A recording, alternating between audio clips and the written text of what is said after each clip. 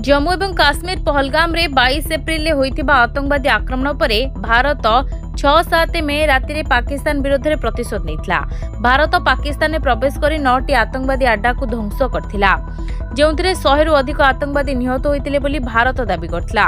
एहा परे पाकिस्तान 7 एवं 10 मे मध्य रे अनेक थर ड्रोन एवं मिसाइल सहित भारत उपरे आक्रमण करथिला, जहार भारत मध्य उचित जवाब देइतला। भारत यार कार्यानुष्ठान 11टी वायुसेना घाटी ध्वंस करथिला। एबे पाकिस्तान स्वीकार करिछि जे भारतर ऑपरेशन सिंदूर अंतर्गत प्रतिशोधमूलक कार्यानुष्ठान पाकिस्तानी सेनार 11 जन सैनिक निहत होइतिले, जेतेबेले 78 जन सैनिक आहत होइतिले। एथिरे 5 जन वायुसेना अधिकारी मध्य अंतर्भुक्त।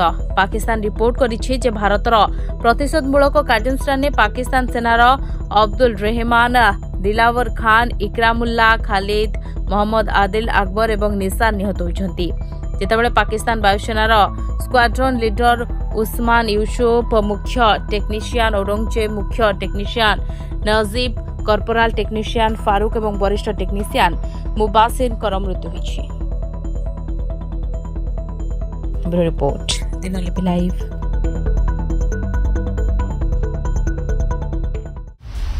दिनलिपि लाइव को एबे ही लाइक, शेयर, सब्सक्राइब करंतु।